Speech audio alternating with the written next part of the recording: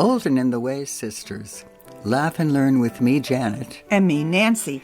The Bitchin' Sisters. We're growing old in a new world with skyrocketing costs, crazy fashions, changing norms, and with limited time left. Don't say that. Sorry, I said it. We'll entertain you and inform you. Let's look back at how it was and ahead to what's coming. We're going to talk about coffee. This is a Turkish proverb. Coffee should be black as night, strong as death, sweet as love, and hot as hell. So, Janet, when did you first start drinking coffee? I was an adult for sure. I never wanted to drink coffee. The insipid stuff that our parents drank, ick, no. So, I don't know, in my 20s. In your 20s. College? Maybe. Did you like it at first? I don't even remember. What's been your journey with coffee, Janet? Journey with coffee.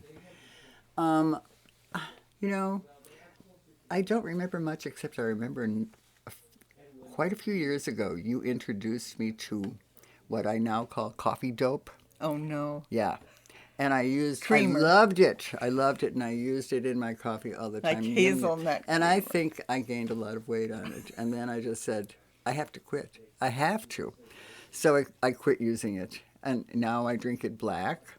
Now we grind nice, good beans. And we use a coffee pot that's probably from 1920 and a filter. And we just pour it right in there.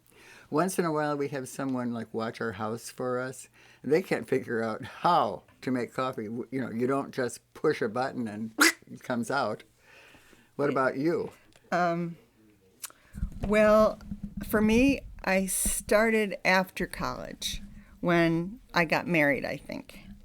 I think it was a sign to me that I was an adult doing an adult thing, because I had always seen Mom with our neighbor, Renee, sitting at the Renee Lamb. Yeah, sitting at the table, gabbing and having a cup of coffee. So that was my role model. I used to have about 3 cups a day, and that seemed like a lot to me. You? I would say 3 small cups a day. Okay. Were you ever called a coffee snob? Yeah, but not by anyone I seriously that I cared about. Well, I guess you'd call me one. I prefer to be called a coffee lover. It sounds nicer. I don't do instant coffee or blends or spiced coffees or the popular little Keurig cups. And I confess, I'm not learned in all the variations of coffee at, say, Starbucks or the local cafe. I just know what I like. It reminds me of that meme you see. Someone's at a Starbucks and the person waiting on the person says, "Do we have a flavor called plain coffee?" Yeah. Yeah, that's mine. In fact, I don't even do real coffee, just decaf. I know.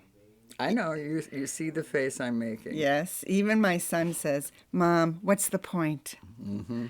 I used to be a caffeinator, but that was before I had 9 surgeries. And at that time, they didn't allow you to have coffee before the procedure. Consequently, I would get migraines that were worse than the surgery ever could have been without painkillers. And finally, I decided, I've got to kick the caffeine habit if I'm going to survive the surgery. So I weaned myself over the course of 2 weeks. I'd have like 1/4 of a cup less until finally I was done.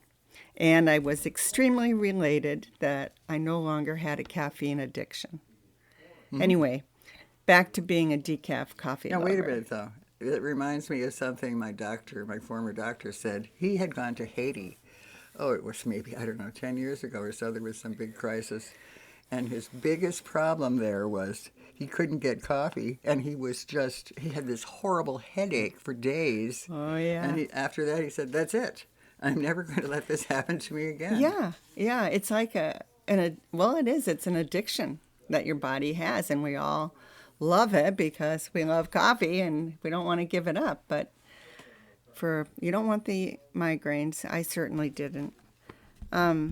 Anyway, being a decaf coffee lover now, whenever we travel abroad, we sometimes tour a coffee plantation.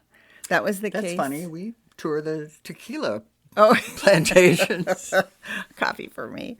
That was the case in Jamaica once, and I absolutely love the Blue Mountain coffee. But hey, I'm retired, and I can't afford the cost. Do you know it costs $299 a pound? I cannot believe that. How can that be? I remember when we were in Jamaica, my other half kept asking for more coffee in the morning, and pretty soon they stopped bringing it because it was so expensive and they didn't want to use it all on one person. Yeah. Yeah. Well, so then we went to Costa Rica, and at the plantation I tried another brand, and it was pretty good, though I can no longer recall the name. But when we went to Hawaii, I fell in love with Hawaiian Paradise decaffeinated whole bean coffee. I call it HP for Hawaiian Paradise. I started buying it in bulk, 3 24-ounce bags. Now listen to this. For a little over $62 with free shipping. That worked out to just $20 a bag, which, get this, lasted me a month or $5 a week. Or less than $1 a day. And I used the grounds twice each day. So voila, it was as cheap as me. Yeah, okay. I don't have to add anything to that comment then. Then this month, when I ordered, the price went up to almost $83. Plus, there was no discount. And I called about it, and they said COVID was over, so no more discounts. Too bad, I was like, lady. what? So I had to say goodbye to a 3-year love affair with HP coffee. Now what was I going to do? It was like losing one's favorite hairstylist because she moved, and you're stuck trying to find another one before the white at the roots grows out, you know? It consumed me. I spent days on the internet reading various decaf coffee reviews, and I looked and compared prices, and I finally decided I was just going to have to settle, just like you do with a new hairstylist. After all, they both have to prove themselves worthy of your time and money. And I only had 1 week before my Hawaiian coffee ran out. No. Well, actually, I still have a small amount that I froze. I don't ever want to use it. It's like, I still have it. And I knew I'd miss it regardless. I guard it religiously. Well, if I wanted free shipping, I had to buy 2 packages of this unknown coffee. So I bit the bullet, and it arrived 1 day before I was out of HP. Oh, happy day. I tried it out immediately, and guess what? I now have a new love in my life. Oh, kissy, kissy, kissy. I'm now a fervent fan of San Francisco's beverage decaf blend. It costs less, and now I splurge by having 2 completely new cups of coffee a day. Whoa. Yeah. And do you know what goes best with a cup of coffee? Another cup. Oh, I thought you were going to say a sweet roll or something. That too.